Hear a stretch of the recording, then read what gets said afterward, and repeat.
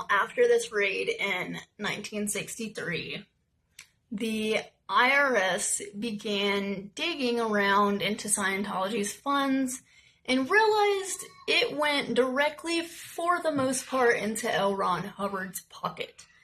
Now, with this knowledge, they stopped exempting Scientology's taxes, and this hit L. Ron hella hard. Put the government as Scientology's direct enemy number one. By the end of the 1960s, L. Ron would be so paranoid, not only of communism that was happening, he thought that communism infiltration was going to be a thing, but he also was extremely scared now that the US government was going to infiltrate them. So, he made more elaborate surveillance over his followers, and then he founded the Sea Org. Let's see what the L. Ron at this point thought his followers might possibly be federal agents and communists trying to bring him and his organization down. So he took to the waters in his ship and was like, I'm dipping, but I'll be taking care of this from afar. I want you guys to help me out though. Okay, because I'm not doing all the dirty work myself. So he jumped in the Apollo, his boat, and basically hit the waters and was like, listen, I'm going to build a new policy for Scientology. So, this policy basically gave Scientologists and L. Ron any means necessary to destroy the person or institution that was targeting them. And this was called fair game policy, and they still live and breathe by this policy. Now, lo and behold, though, L. Ron was not wrong in his paranoia. By the 1970s, the government had in fact placed federal agents into most of the branches of the church, and L. Ron took the fire and fired back with Operation Snow White. And the plan was to seek out all government documents about Scientology and L. Ron himself and basically destroy them. He was going to go in, get all these documents, and burn them. In 1973, L. Ron issued the outline of Snow White, and they began action, and they created the Guardians, which was basically the higher-ups that were promising to protect and defend Scientology and L. Ron no matter what. This were basically his biggest fans that were taking care of all of this shit for him. Alright? Not just the US government, though, was the target, okay? This was governments. Plural. Multiple infiltrations, okay? So, the US was just the main target. Mary Sue Hubbard, L. Ron's wife at the time of the scandal, he got married a third time, by the way. Yeah, wild. Mary Sue Hubbard, L. Ron's wife at the time of the scandal, Cindy Raymond, Gerald Bennett Wolfe, Henning Helt, Duke Snyder, Gregory Wildixson, Richard Wiegand, sorry, I'm killing these names, Mitchell Herman, Sharon Thomas, Jane Kimber, and Mo Budlong were some of L. Ron's highest-ranking Scientologists that would take part in this mission to push out all threats against them. These were L. Ron's guardians. So, Gerald Wolfe and Michael Meisner got jobs in the IRS as clerk typists. While there, Wolfe followed orders to monitor and illegally copy tax documents and basically send them back to the Scientology Center. Now, this wasn't just tax-exempt organizations. This was all files of the taxes of other organizations and how they could potentially use that to kind of cover up with their investigation that they had going on with their funds. So they got the job done smoothly, and in November 1974, Guardians heard through the grapevine, because, you know, they're in there listening to the shit while they're doing their clerk work and filing documents and shit, that the IRS would be conducting a meeting regarding the tax-exempt status on Scientology. So obviously they were fucking jumping about this. They were like, oh my god, we've gotta fucking hear this. So what do? They get the insider. So they want to jump on the opportunity to get the insider before they even look too deep into this. So on November 1st, the day before, Herman successfully broke in and bugged the conference room that they were going to have this meeting in.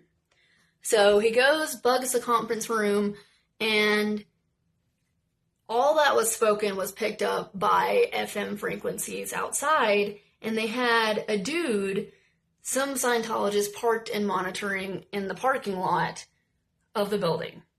Now, after the meeting, the device was then removed by Herman and sent immediately to the LA base of Scientology. By the end of December, a shipment of stolen documents, 20 inches thick, was sent to Duke Snyder, another higher-up in the organization. Wolf then began stealing, at this point, documents from the IRS Chief Counsel's office. He then broke in to Barbara Bird, who was an attorney that was basically present and speaking in the meeting, looking into Scientology's tax-exempt status. They broke into her office, but instead of stealing the documents, Wolf only photocopied the documents from her and sent the copies to Scientology branches, taking in the info for the operation. In 1975, Snow White started getting even bigger. So, they ramp it up a bit. They started stealing the government documents, and then when 2 Scientologists were hired in the U.S. Coast Guard and DEA, it got even bigger. So, Sharon Thomas was another Scientologist that was trying to help out cover up all this shit, and she basically got a job and began funneling documents the U.S. Coast Guard Intelligence Agency had, and Nancy Douglas would do the same at the DEA office. Now, in April 1975, what they had been waiting on finally came. L. Ron's wife got word that the IRS case had gotten its attention back on it. She told Kimber and Hilt to use any method that they had to gain their tax-exempt status and win the fight to be a full religion, full-fledged out there. That's all they wanted. On December 5th, 1975, Jane Kimber put the next step in place, which was meant to give L. Ron kind of a warning of a pending legal action coming for him. And so the plan was now to infiltrate government agencies that could issue subpoenas or have the knowledge of subpoenas on the case. So if or when he was called, he was ready, and so was the organization. So they had everything scoped out for L. Ron. like from start to finish cover up, if they got caught, if he was going to be called to court. Like, he knew everything that was going to happen. And so, January 1976, Herman, the Southeast U.S. Secretary for the Information Bureau, told Meisner that Helt and I cannot say this dude's name, that Helt and Wiegand were going to send Don Alverzo to Washington to do the job. Now, on the 18th, Alverzo, Wolf, and Meisner began picking the locks on Louis Hubbard's office, along with Zervin's office, and they took all the documents, all of them, pertaining to Scientology, and copied it. They then photocopied the files until 2 a.m. and left with a 2-foot-tall stack on Scientology. Wolf, along with Meisner, then made fake IRS ID cards so that they could get into there and use their photocopying machine and all that. So, they granted them access to the federal courthouse in Washington with these ID cards, and then they stole more documents. On April 14th, Meisner and Wolf then broke into the 10th floor of the IRS building and stole more files after being let in by a guard who had accepted their fake ID and then copied them for hours. In May, Wolf then began working on a takedown of another fly in Scientology's web of chaos, which was Nathan Dodell. Now, if you guys don't know who Nathan Dodell was, at the time, he was the assistant U.S. attorney who said the smallest little negative thing about looking into Scientology potentially, and they were like, oh my god, we gotta get him. And so, they go after Nathan Dodell, okay? He was the assistant U.S. attorney who at the time said that in a disposition from Elron that he would be interested to hear from him and that he was going to talk about it in a genuine manner that was going to be pushed in a Scientology Freedom of Information Act case.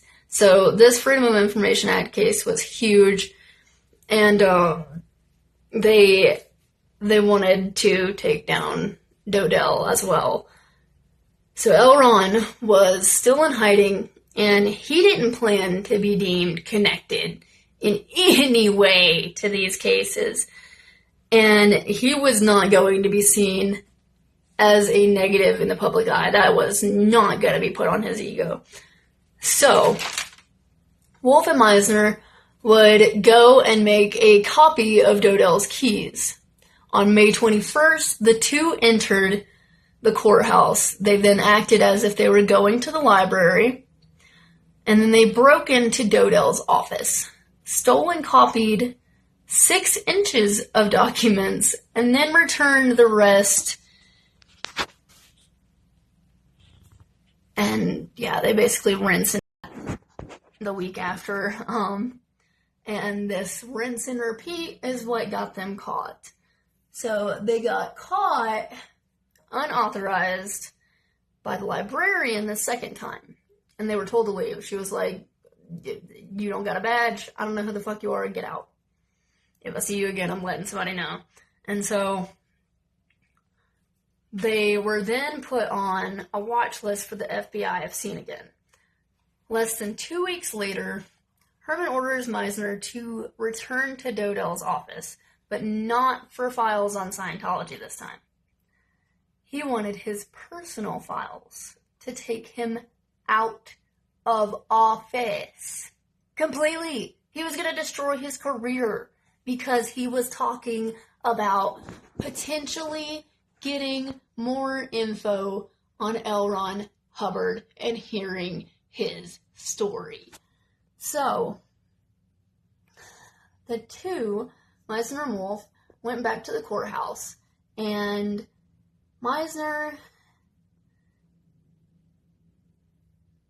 they went to the courthouse on June 11th, and they were caught by the librarian. Meisner had a letter forged, though, this time, from the head librarian.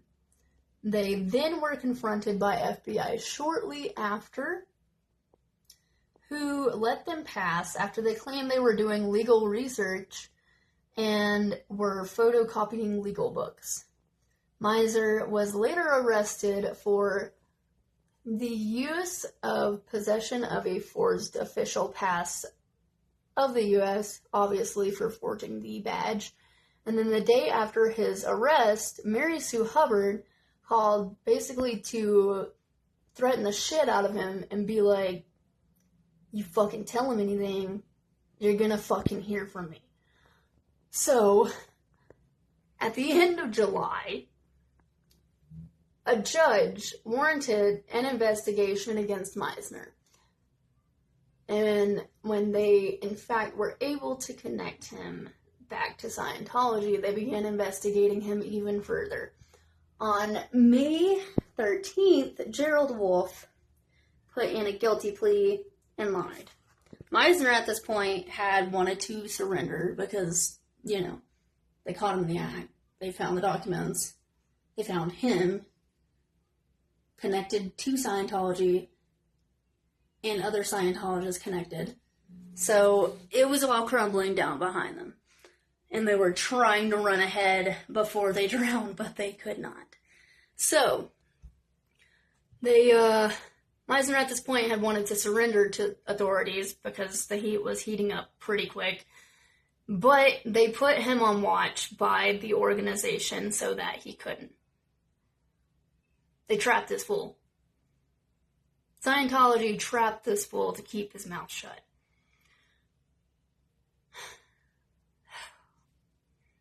And I do want to make another video on the negatives of Scientology even more so, because there's so much more, but I wanted to cover Operation Snow White because this is literally one of the biggest government infiltrations in the U.S. history.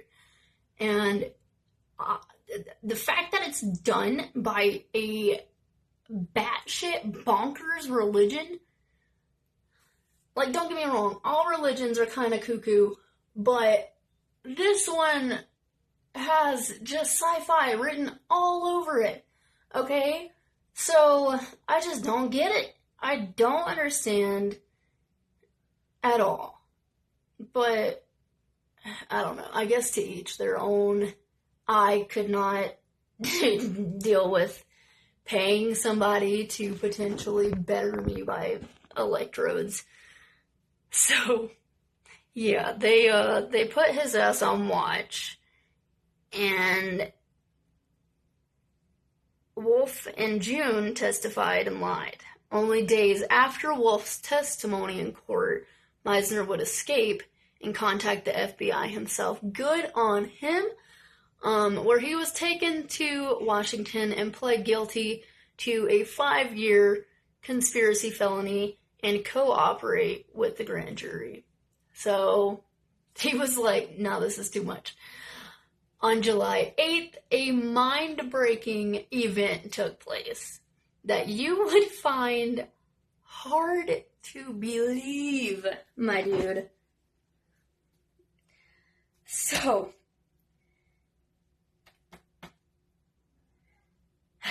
I don't know. I feel like everything at this point is completely unbelievable in this story.